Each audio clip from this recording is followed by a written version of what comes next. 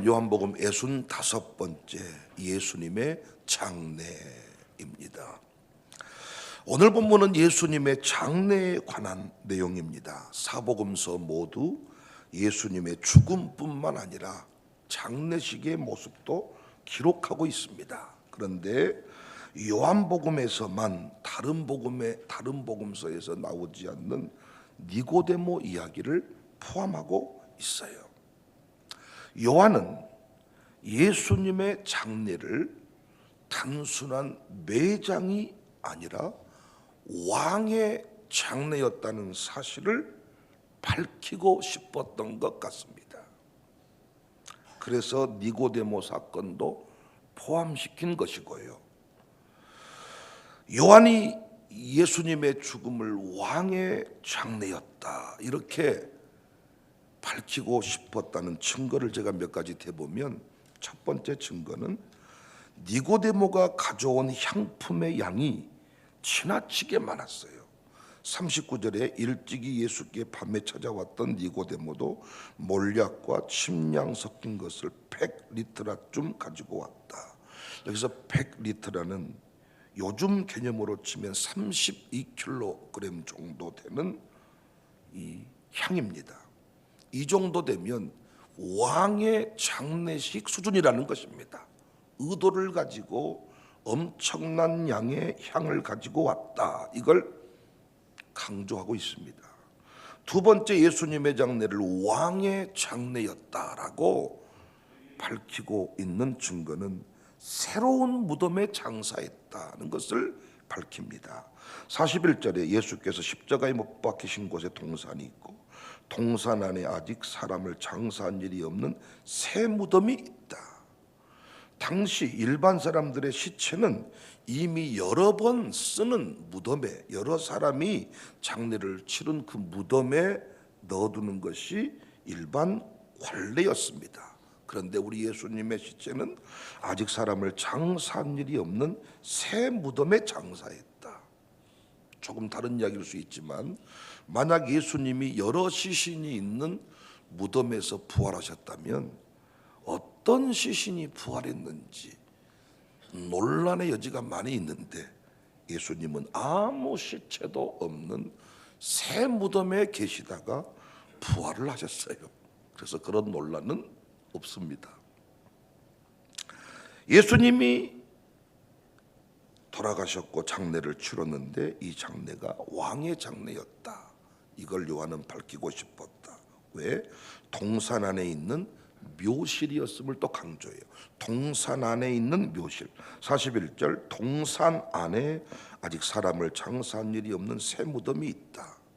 열왕기하 21장 18절에 므낫세가 그의 조상들과 함께 자매 그의 궁궐 동산, 곧 우사의 동산에 장사되고, 왕의 장례를 이야기할 때 동산의 장례, 동산의 무덤, 이걸 강조합니다.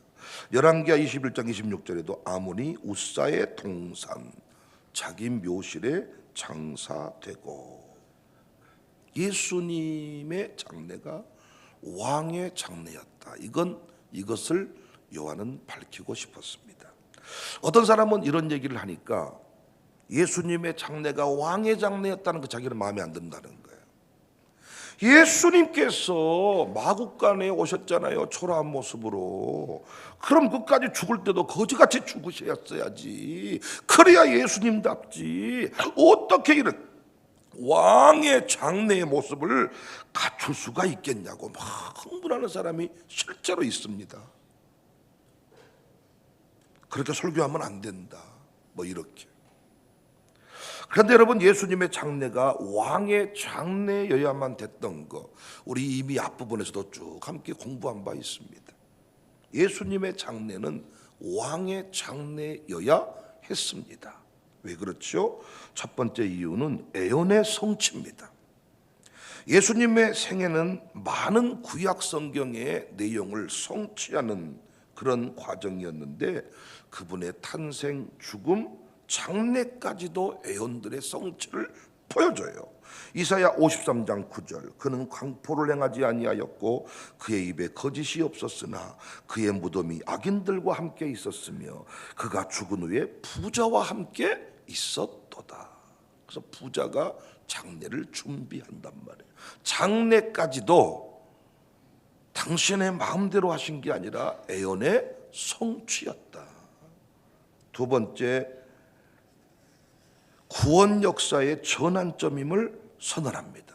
예수님의 장례가 왕의 장례여야 하는 것은 예수님의 죽음은 인류 죄를 대속하는 희생이었고 부활은 새 생명과 구원의 시작을 의미해요. 그러니까 예수님의 장례가 특별하게 치러진 것은 그의 죽음이 개인의 단순한 죽음이 아니라 구원 역사에 있어서 중요한 전환점임을 상징하고 있습니다. 가장 중요한 세 번째 이유는 그리스도의 나라의 왕임을 선포한다 그랬죠. 유대인의 왕이다라고 빌라도가 이 패를 붙여주었는데 원래는 죄명을 붙여줘야 되는데 유대인의 왕이다 이렇게 패를 붙여주었습니다. 그래서 예수님의 장례도 왕의 장례가 되어야 해요. 계획 안에서 모든 일이 이루어졌는데 초라한 탄생은 그분의 겸손, 인류에 대한 사랑, 대속, 재물 이것들을 보여주는 것이라면 그의 왕 같은 장례는 그분의 신성 메시아로서의 정체성을 드러내는 것입니다. 문제는 여러분과 저만, 여러분은 또 아니라고 할 수 있어요. 그럼 저만 예수님을 영원하신 왕으로 인정하지 않고 산다는 거예요. 빌라도도 그가 유대인의 왕이다. 대제사장이 뭐라 그랬어요? 자칭 왕이라고 써주라. 빌라도가 뭐라고 했다고요? 나는 그럴 마음이 없다. 그러니까 빌라도도 예수님이 왕이라는 사실을 인정했다고요. 그런데 우리만 예수님을 영원하신 왕으로 인정을 안 해요. 오늘 본문에 등장한 아리마대 사람 요셉과 니고데모를 우리가 주목해서 봐야 할 이유입니다. 오늘 본문에 등장하는 이 아리마대 사람 요셉과 니고데모는 예수님을 진짜 왕으로 인정하고 섬겼던 주인공입니다. 먼저 아리마대 사람 요셉을 살펴보죠.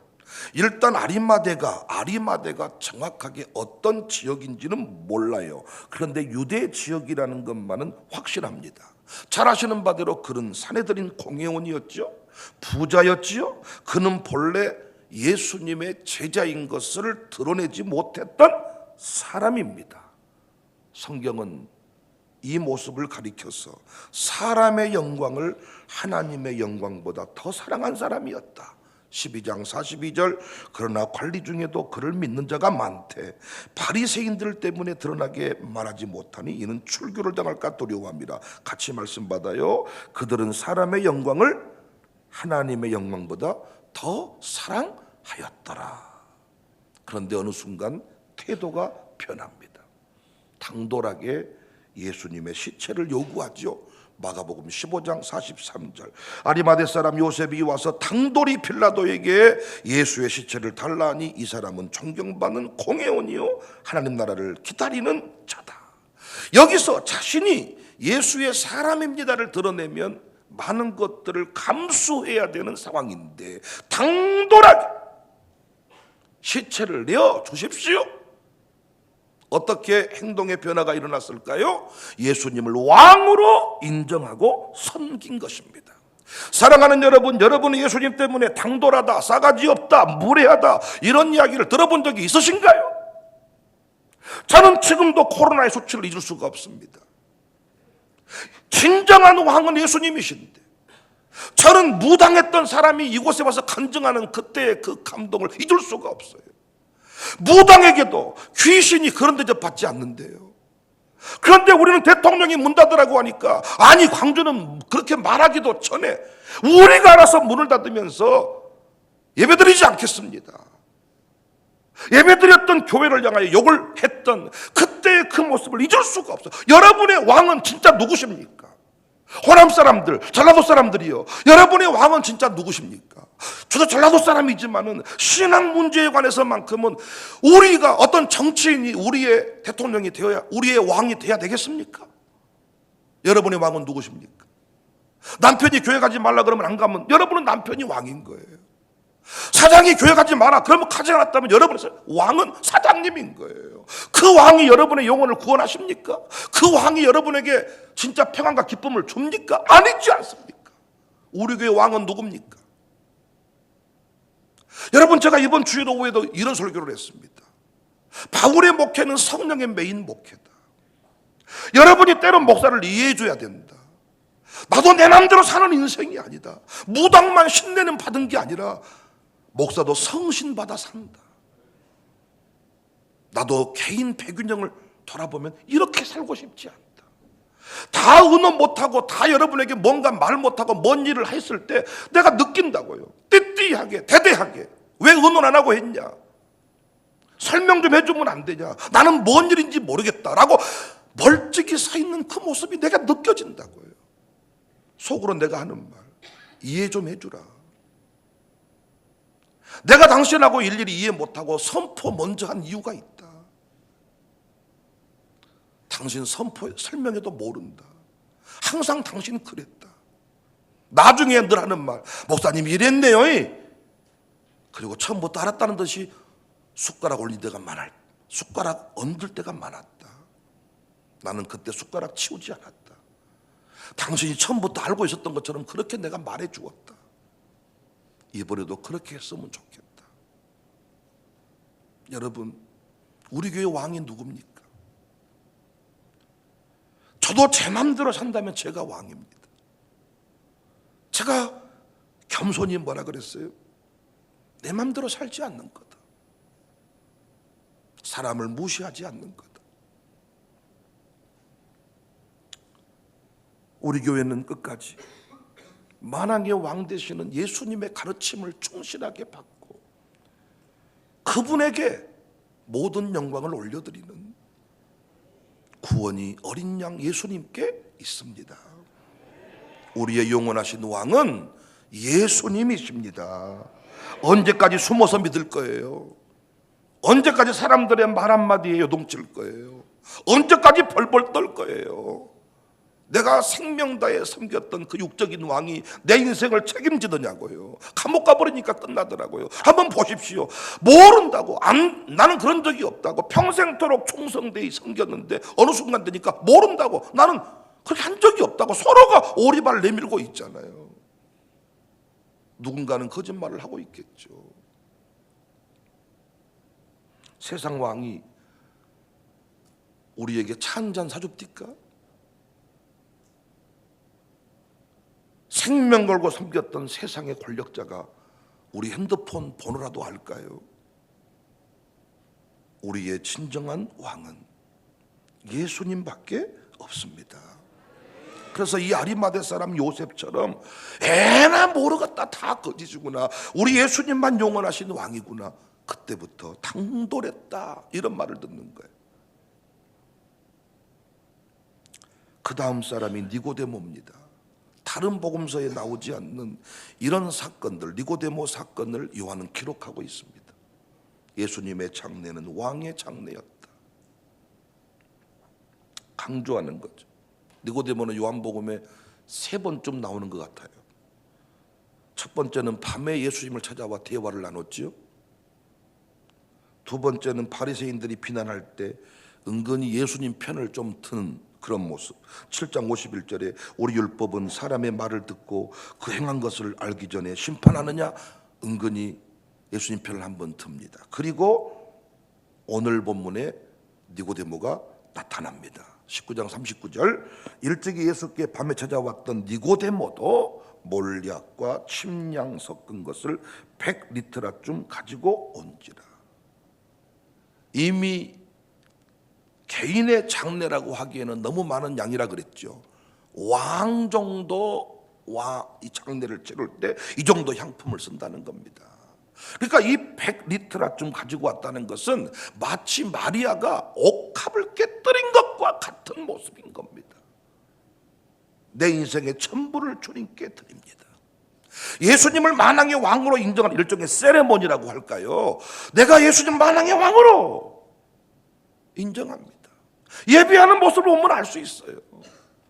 우리에게는 지금 장례식장은 아니지만 예배하는 모습을 보면 알 수 있다고요. 그 사람이 우리 예수님을 어떻게 인정하고 있는지, 어떤 동네 그냥 권력자보다 못하게 여기는지, 정말 예수님을 만왕의 왕으로 여기는지, 엎드려 절하세요. 엎드려 절하세요. 다리 꼬고 껌 씹는 자세로 예배하는지, 정말 졸면서 예배하는지, 과연 대통령 앞에서도 졸 것인가. 유치한 비유이지만 너무 적절한 비유입니다. 예배하는 모습을 보면 알 수 있어요. 헌금 수준도 마찬가지입니다. 헌금 수준이 곧 그 사람의 믿음 수준입니다. 물질을 대하는 태도가 결국은 그 사람의 수준이지 않습니까? 제가 우리 교회에서 참 감사한 것 중에 하나가 예수님께 전부를 쏟아붓는 그런 교인들이 점점 늘어간다는 거예요. 억지가 아니라, 형식이 아니라, 우리가 병원에 누가 문병에 누워 있으면 그냥 갔다가 그냥 이렇게 봉투 하나 주는 이런 게 아니라 정말 당신 전부, 내 인생의 전부입니다를 쏟아붓는, 예배할 때도 도전받을 때가 많아요. 전부, 예수님이 왕이에요. 전부를 내어드리는 제 목회의 형통 어디에 있을까요? 적당히가 아닙니다. 마귀는 항상 적당히 하라고 합니다. 적당히.